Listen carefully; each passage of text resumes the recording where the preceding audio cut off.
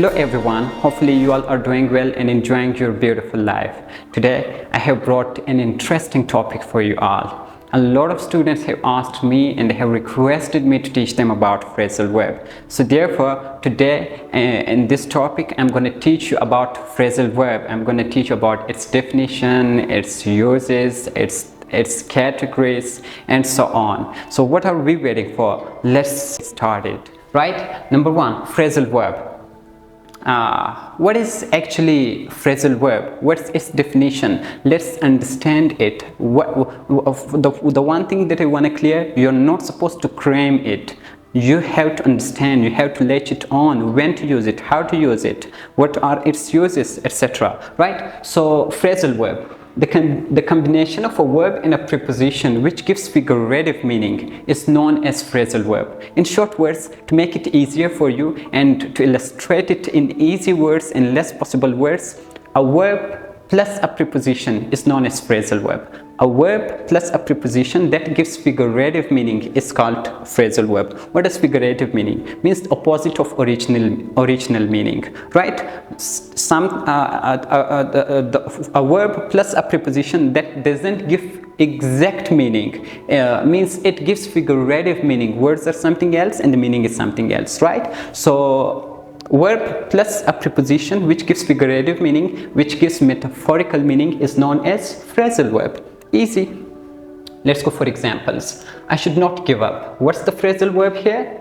Give plus up is known as phrasal verb. Now, as I told you, it always gives figurative meaning. For example, I say give. What does give mean? Give means to devote. कोई चीज़ देना किसी को. Up means something that's above us. कोई चीज़ जो हमसे ऊपर हो. So what does it mean? किसी को कोई चीज़ ऊपर देना? Absolutely not. It gives figurative meaning. It means to stop doing something.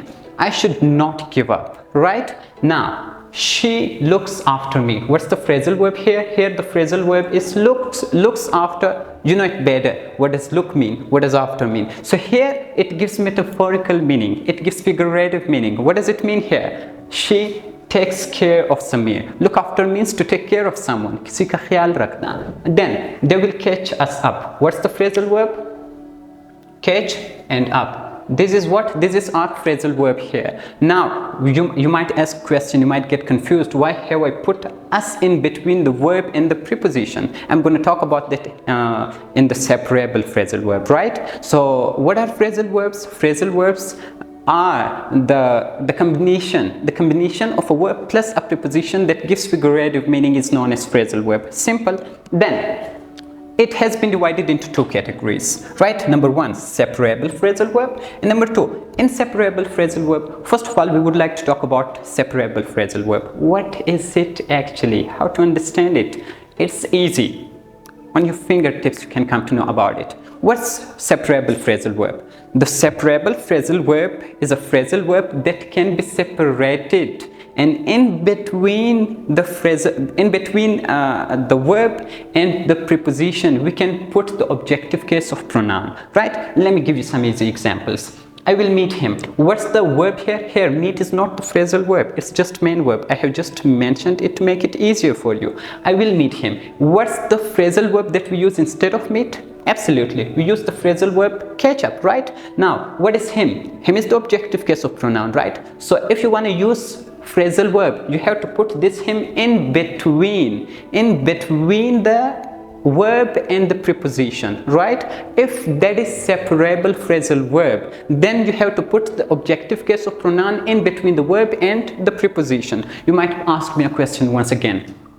How to understand if that is phrasal, if that is separable or inseparable phrasal verb? Easy. You're not supposed to worry about it. It's not a big trouble. You have to study about it. As you learn vocabularies, as you learn idioms, as you memorize proverbs, you have to study about phrasal verbs too. So when you study about it, any dictionary or your instructors will tell you if that's separable phrasal verb or inseparable phrasal verb. So you need some instructions about it, right? So I will meet him. What's the phrasal verb that we use instead of meet? Absolutely.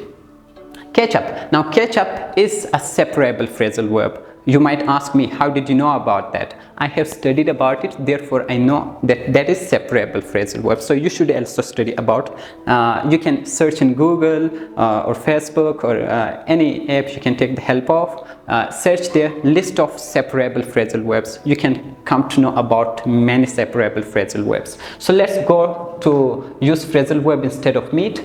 I will catch, instead of meet, what do we use? Catch up. So now there is pronoun, so we will put the objective pronoun in between the verb and preposition. I will catch him up. Easy. The second one, she will continue it. What's the phrasal verb that we use instead of continue?